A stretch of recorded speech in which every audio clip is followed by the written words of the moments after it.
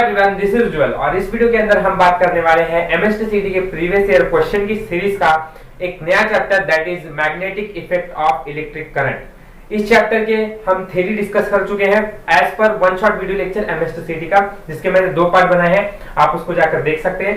And उसके ही related हमने theory और उसके बाद प्रीवियस ईयर क्वेश्चन अब करने वाले हैं, जो कि all the questions are of 2021। सारे क्वेश्चंस इंपॉर्टेंट है क्योंकि सब सवाल अभी 2021 में पूछा हुआ है, वो सारे क्वेश्चंस हम करेंगे। And now let's start the video without wasting the further time. So the first question is an electron E moves in a circular orbit of radius r with uniform speed v. It produces magnetic field B at the center of circle. The magnetic field B is, तो यहाँ पे magnetic field B कितना है ये हमें बताना है centre of the circle में। ठीक है, तो मैंने ऑलरेडी थ्योरी में बताया है कि सेंटर ऑफ द सर्कल में मैग्नेटिक फील्ड जो इंट्रोड्यूस हो रहा है वो होता है mu not I upon 2r। Correct है? ठीक। तो अगर ये चीज हमें मालूम है तो यहाँ हमें क्या क्या डेटा दिया है। यहाँ बोल रहे हैं इलेक्ट्रॉन है जिसका इलेक्ट्रॉन को हम E से बता रहे हैं। ठीक है, सर्कुलर ऑर्बिट में फॉलो कर रहा है, रेडियस उसका r है, वेलोसिटी v है, ये सारी चीजें देके रखी हुई है। ठीक है, तो अगर हम देखेंगे तो अगर इलेक्ट्रॉन के पास जो चार्ज है वो E है, तो मैं ऐसे बोल सकता हूं कि current is equal to E by T। ठीक है, क्योंकि इलेक्ट्रॉन है ना, चार्ज पर यूनिट टाइम लिख सकते हैं, इलेक्ट्रॉन है इसलिए हम E से लिखेंगे। अच्छा, तो करंट का फॉर्मूला E बाय T हो जाता है। अब यही फॉर्मूला क्यों लिखा है? क्योंकि मेरे को मालूम है ये करंट जो है वो यहाँ पे है और मैं इस करंट को सब्स्टिट्यूट कर सकता हूँ। ठीक है, क्योंकि बाकी कोई चीजें सब्स्टिट्यूट नहीं हो सकती है। अच्छा, तो अभी मुझे एक चीज पता है, अगर ये सर्कुलर मोशन कर रहा है तो सर्कुलर मोशन में जो होता है वो टाइम कन्वर्ट हो जाता है किसके अंदर? पीरियड के अंदर। ठीक है, सो टाइम पीरियड हमें देखना पड़ेगा, तो मैं ऐसा लिख सकता हूं I is equal to E by capital T। ठीक है, बट मुझे इस कैपिटल T की वैल्यू ये सर्कुलर मोशन फॉलो कर रहा है तो मेरे को निकाल सकता हूं इस फॉर्मूले से, speed is equal to distance upon time. अच्छा, तो डिस्टेंस अपॉन टाइम, तो मेरे को टाइम मतलब ये भी सर्कुलर मोशन है इसलिए पीरियड हो जाएगा, तो t is equal to distance upon क्या हो जाएगा? स्पीड। एंड एक चीज यहाँ डिस्टेंस कितना है? डिस्टेंस अगर ये सर्कुलर मोशन कर रहा है तो my distance become as 2 pi r। सही है, एंड वेलोसिटी मतलब स्पीड हो जाएगी v जितनी, है ना। तो देयरफॉर मैं ऐसा बोल सकता हूं कि टाइम मुझे कितना मिल गया? Time period 2 pi r upon v। ठीक है, तो इस चीज को देखते हुए, है ना, मैं इधर t की जगह पर, इस t की जगह पर क्या डाल सकता हूं? इस वैल्यू को पुट अप कर सकता हूं।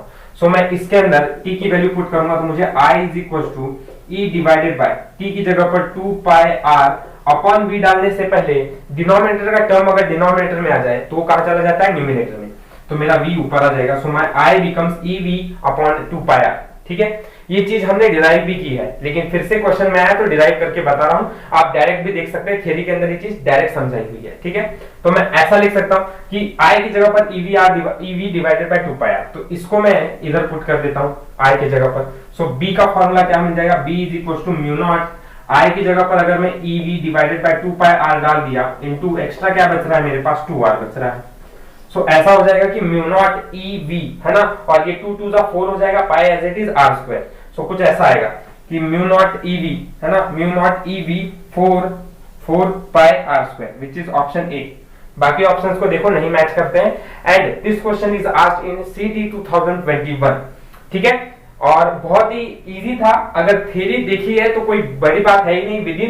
विदिन 30 सेकंड्स के अंदर आप प्रॉब्लम सॉल्व कर सकते हैं, क्योंकि आपको ये चीज तो पता ही हो जाएगी, तो इतना स्टेप तो हट ही जाएगा। डायरेक्ट आपको आई की वैल्यू इधर पुट करनी है और सॉल्व करके आगे निकल जाना है, तो 30 सेकंड से भी कम टाइम लगेगा क्वेश्चन को सॉल्व करने के लिए। होप सो समझ में आया है। Question is related with 2 concept है इसमें जो काम आने वाले। एक तो टॉर्क का, torque is equal to NI EB, और दूसरा कि यहाँ पर फर्स्ट स्टेटमेंट में जो बात कही हुई है ना वो थोड़ा समझना पड़ेगा। तो देखिए कैसा है कि question, a metal wire of length L is bent to form a circular loop of number of turns N। ठीक है, तो ये जो पहली लाइन है ना इसमें जो समझाई हुई है, ठीक है, इसको मैं अंडरलाइन कर रहा हूं, यहां तक की बात को थोड़ा समझना पड़ेगा पहले। ठीक है, कि वायर है जिसका लेंथ L है और उसको बेंट किया गया है एक सर्कुलर लूप के अंदर of N number of turns. मतलब कि मैं ऐसा बोल सकता हूं कि अगर एक सर्कुलर लूप है ना, सर्कुलर लूप है मतलब सर्कल, है ना, लूप्स बन रहे हैं। ठीक है, आप समझिए कि अगर मैं 1 डायमेंशन में दिखाऊंगा तो सर्कल ही है वो। ठीक है, सो अब यहाँ पे क्या करना है, ये बोल रहे हैं कि उस लेंथ में, ठीक है, वो सर्कुलर लूप जो है वो कितने टर्न्स ले रही है, n टर्न्स ले रही है, ठीक है। तो लाइक दिस कुछ ऐसे n टर्न्स ले रही है सर्कुलर लूप के अंदर, है ना। तो हमें बोला गया है कि ये लेंथ जो है ये क्या हो गया है। अब मैं क्या लिख रहा हूं इस स्टेटमेंट को देखकर कि अगर वो लेंथ है, ठीक है, और वो अगर सर्कुलर मोशन कर रही है, मतलब उसका जो लेंथ है वो कितना हो जाएगा, डिस्टेंस कितना हो जाएगा उसका 2πr हो जाएगा, मतलब ये लेंथ है ना। सर्कुलर मोशन है तो वहां पर मैं कंसीडर कर दूंगा कि length is distance and distance circular motion के अंदर कितना हो जाता है 2πr, ठीक है। अच्छा, और वो ऐसे सिर्फ एक ही रोटेशन नहीं किया है, उसने n रोटेशंस किए, तो मल्टीप्लाई बाय n, ठीक है। क्या ये बात समझ में आई? हाँ, L is equal to 2πr into n, ठीक है। अब आगे दूसरा पार्ट क्या है इस क्वेश्चन में, आगे क्या बोला हुआ है, the coil is placed in magnetic field B and current I is pass through the coil. तो क्या किया गया है, कॉइल को मैग्नेटिक फील्ड में पास किया गया है, करंट उससे I पास किया गया है। The maximum torque acting on the coil is, तो मैक्सिमम टॉर्क कितना एक्ट करेगा ये हमें बताना है, ठीक है।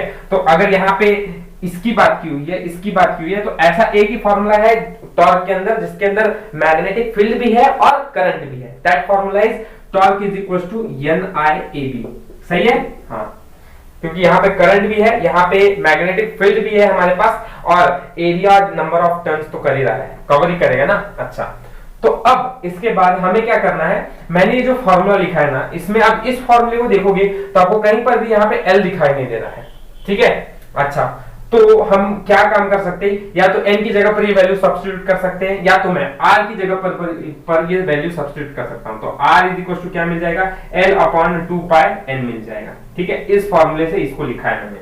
क्यों ऐसा किया कि r के सब्स्टिट्यूट पे थोड़ा ध्यान से देखो, क्योंकि मुझे ni तो ऐसे ही रखना है, लेकिन एरिया है और सर्कुलर मोशन कर रहा है, तो πr² हो जाएगा उसका एरिया, सही है ना। तो अब ये r को मुझे पता चल गया, तो ये r की जगह पर मैं ये वैल्यू पुट कर सकता हूं, ठीक है, सिंपली। तो n इंटू आई इंटू पाई इंटू r की जगह पर L अपॉन 2πn का होल स्क्वायर आ जाएगा। तो मैं डायरेक्ट लिख दूं यहाँ पर, ठीक है, एक स्टेप बढ़ा ही देते हैं, है ना। तो अब देखो क्या हो जाएगा, this becomes as ni into pi into L square by 2 का स्क्वायर हो जाएगा 4, पाई का स्क्वायर पाई स्क्वायर, n का square n square into b। तो क्या क्या चीजें कैंसिल हो रही है, देखो यहां से ये पाई और यहां से एक पाई कैंसिल हो जाएगा, यहां एक n से यहां पे एक n कैंसिल हो जाएगा, तो मुझे फॉर्मूला मिलेगा i l square b upon 4 pi n, ठीक है। आई थिंक सो यही है, i b i l square b i l square 4 pi n, option D is correct, ठीक है। अच्छा, होप सो समझ में आया, कुछ डिफिकल्ट नहीं था इसमें, सिर्फ ये थोड़ा सा सोचने जैसा था कि अगर हमारे पास ये स्टेटमेंट अगर समझ में आ जाए फर्स्ट स्टेटमेंट, तो फिर उसके बाद आसान थी कि लेंथ जो है वो किस में कन्वर्ट हो गया है, इस सर्कुलर मोशन की वजह से 2πr के अंदर कन्वर्ट हो गया, डिस्टेंस इनटू कितने टर्न्स कर रहा है, n नंबर ऑफ टर्न्स कर रहा है, तो मल्टीप्लाई बाय n कर दिया, ठीक है। और आगे फॉर्मूले में r is equal to L by 2πn बनाया इससे, और torque is equal to NIAB में एक ही जगह पर पाई r स्क्वायर डालकर r को सब्स्टिट्यूट कर दिया, खत्म, सिर्फ इतना ही था, ठीक है। अच्छा, अब आगे बढ़ेंगे अपने थर्ड क्वेश्चन की तरफ। This question is again asked in 2021 the third question which is two long parallel wires of equal length has separated by a distance of 3 meters from each other. The current flowing through first and second wire is 3 ampere and 4.5 ampere in opposite direction. ठीक है, सो पहले इस statement पे क्या बोला हुआ थोड़ा समझते हैं कि करंट जो है वो दोनों डायरेक्शन के अंदर फ्लो हो रहा है, मींस एक 3 एम्पियर का और दूसरा 4.5 एम्पियर का, और दोनों ही अपोजिट डायरेक्शन में। मतलब क्या, अगर करंट पहला जो प्लस डायरेक्शन में भाग रहा होगा तो दूसरा माइनस डायरेक्शन में भाग रहा होगा, ऐसे करंट की सिचुएशन है, ठीक है। आगे the resultant magnetic field at midpoint of the both the wire is, तो resultant magnetic field बताना है midpoint of the both the wire। तो अब देखो, अब तक कॉइल के बारे में बोला गया था जो हमने पहला क्वेश्चन किया था, और यहाँ बोला है मिड पॉइंट मैग्नेटिक फील्ड ही बताना है, बट कब, जब mid point of the wire है। मतलब क्या, यहाँ पर फॉर्मूला जो है मैग्नेटिक फील्ड का वो होगा mu naught NI upon 2πr, ठीक है। मतलब यहाँ पे हमारा डिस्टेंस जो है वो कहीं ना कहीं एक सर्कुलर मोशन जैसा कर रहा है, वैसे हमें देखना, लेकिन दो पैरेलल वायर है इसलिए mu naught NI upon 2πr, ठीक है। अभी यहाँ थोड़ा समझना क्या है कि यहाँ नंबर ऑफ टर्न्स की तो कोई बात नहीं की गई है, ठीक है, तो उसको तो इग्नोर नहीं किया जाएगा। करंट के बारे में बात किया हुआ, करंट बोला है अगर पहला करंट दोनों अपोजिट डायरेक्शन में है, ठीक है, और देखो थोड़ा ध्यान से समझो इसको, अगर करंट अपोजिट डायरेक्शन में है, मतलब क्या कि एक डायरेक्शन इधर से है तो दूसरा करंट इधर से आ रहा है, एंड मैग्नेटिक फील्ड उसकी वजह से क्या होगा, दोनों मैग्नेटिक फील्ड जो है वो दोनों ऐड हो जाएंगे, क्योंकि यहां हमें बोला है रिजल्टेंट मैग्नेटिक फील्ड बताना है, रिजल्टेंट मैग्नेटिक फील्ड मतलब बी बताना है, ठीक है, which is the addition of B1 plus B2। और इस बात को नोट करो, अगर दोनों करंट क्या है, करंट अपोजिट डायरेक्शन में है, ठीक है, तो अभी यहां मैं फॉर्मूला लिख रहा हूं म्यू नॉट, अच्छा I अपॉन 2πr यहां पर आ जाएगा, प्लस I1 बोलता है उसको mu naught I upon 2πr, और इसको मैं बोलता हूं I2, ठीक है, क्योंकि दोनों डायरेक्शन जो है वो दोनों करंट जो है वो अपोजिट डायरेक्शन में है। सो अगर इस बेसिस से हम बात करें तो पहली चीज म्यू नॉट अपॉन 2πr, ये चीज तो कॉमन रह जाएगी, तो ब्रैकेट में बचेगा I1 प्लस I2, ठीक है, ये है I1 प्लस I2 ब्रैकेट में बचेगा, बाकी म्यू नॉट अपॉन 2πr ये कॉमन निकल जाएगा, ठीक है। अब यहाँ थोड़ा बात को थोड़ा देखना पड़ेगा, यहाँ हमें कुछ डेटा क्या क्या दिया है, म्यू नॉट तो ठीक है, ठीक है, 2πr मतलब ये डिस्टेंस है, एंड डिस्टेंस सेपरेट हुआ है कितने से, 3 मीटर से। अब डिस्टेंस अगर 3 मीटर से सेपरेट हुआ है दो पैरेलल वायर के बीच में, तो ये दोनों वायर के बीच के डिस्टेंस को हमको टोटली बोला गया है कितना है, वो डिस्टेंस 3 मीटर है, दोनों सेपरेट होने का मतलब उसका रेडियस है, अगर सर्कुलर ट्रैक से घूमेंगे, क्योंकि ऐसा कुछ रोटेशन लगाएगा और दूसरा ऐसे, तो ये दोनों सर्कुलर रोटेशन कर रहे हैं, तो उन दोनों का डिस्टेंस रेडियस का कितना हो जाएगा, that distance will be r equals to 1.5 metre हो जाएगा, क्योंकि पूरा डिस्टेंस 3 है तो सिर्फ रेडियस 1.5 मीटर हो जाएगा। ओके, तो यहां मैं 1.5 लिख सकता हूं, 1.5 इंटू I1 प्लस I2, एक करंट 3 का है, दूसरा करंट 4.5 का है, तो टोटल करंट कितना हो गया, 3 प्लस 4.5 7.5, तो mu naught upon 2π into 7.5 divided by 1.5। अब 15 के टेबल में 75 कब आता है, 15 5 का 75, मतलब आंसर ऐसे आ जाएगा कि 5 mu naught upon 2π, 5 mu naught upon 2π, which is option A is correct, ठीक है। Okay, hope so question easy था, और ऐसे क्वेश्चंस की प्रैक्टिस अगर बोला जाए तो डायरेक्ट हमको आएगा नहीं, ठीक है, ऐसे क्वेश्चंस हमें ऑलरेडी एग्जाम से पहले प्रैक्टिस करने चाहिए, तो हमें और आगे के क्वेश्चंस आने लगेंगे।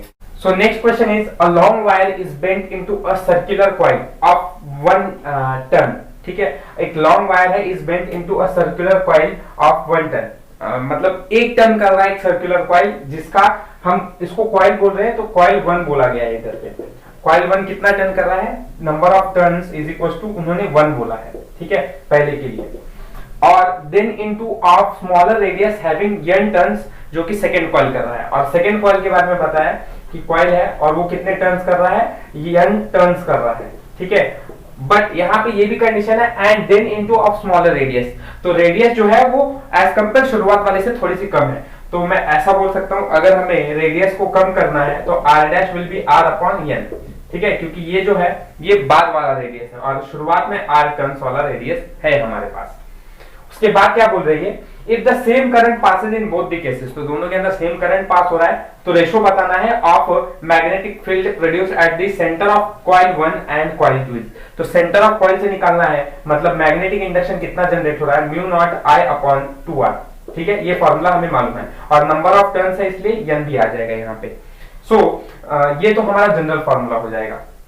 अब एक बात देखो, अगर हमें रेशो निकालना किसका है, magnetic induction of first coil to magnetic induction of second coil, ठीक है, तो फॉर्मूला क्या हो जाएगा, क्योंकि ये सारी चीजें कांस्टेंट है, सिर्फ r और n के ऊपर रिलेट करने वाली है कहानी, तो दोनों फॉर्मूले के अंदर r और n के लिए कहानी लिख सकते हैं। सो मैं ऐसा लिख सकता हूं कि ये b जो है ये इनवर्सली प्रोपोर्शनल है, डायरेक्टली प्रोपोर्शनल है n से, और इनवर्सली प्रोपोर्शनल है r से। सो हम ऐसे फॉर्मूले से b1 के लिए n upon r into b2 के लिए क्या लिख सकते हैं, r डैश अपॉन n, है ना, लेकिन r डैश अपॉन n लिखने जाऊंगा जब मैं, तो ये n टर्न्स कितने बन रहा है, ये ऊपर की तरफ बनेगा, ठीक है, तो ऊपर आ जाएगा n, करेक्ट। अच्छा, अभी प्रॉब्लम क्या है, तो दोनों के अंदर हमें एक चीज देके रखी हुई है, यहाँ r upon n, r dash की वैल्यू कितनी बोली हुई है, r अपॉन n बोली हुई है, और शुरुआत वाले n की वैल्यू कितनी है, 1 है, तो इसकी जगह पर तो 1 डाल सकता हूं, तो 1 अपॉन r आ जाएगा, ठीक है, इंटू n अपॉन, अब यहाँ पे r डैश है, r डैश की जगह पर क्या लिख सकता हूं मैं, r बाय n लिख सकता हूं, तो r बाय n लिखने जाऊंगा तो ये ऊपर आ जाएगा, ठीक है, तो अब यहाँ पे क्या हो जाएगा, b1 by b2 will be equals to, देखो यहाँ तो कुछ नहीं है, मतलब यहाँ से यहाँ डायरेक्टली है n स्क्वायर डिवाइड बाय, नीचे कोई n की बात नहीं की हुई है तो वहां पर 1 ही रहेगा, और हमें r के लिए कोई ऑप्शन ही नहीं पूछे हुए, तो इसके बारे में इसको नहीं भी दिया, इग्नोर कर दिया तो भी चलेगा, क्योंकि we have the options for number of turns and magnetic induction, so n square by n which is option D1 is correct. ठीक है, so these are some of the questions जो MSTCT 2021 में पूछा हुआ था। ऐसे ही और भी क्वेश्चंस पूछे जो हम इसका नेक्स्ट पार्ट बनाएंगे, उसके अंदर कवर करेंगे। Hope you enjoyed this video, and if you enjoyed then like, share and subscribe my channel. Thank you for watching my video and all the best for your MSTC.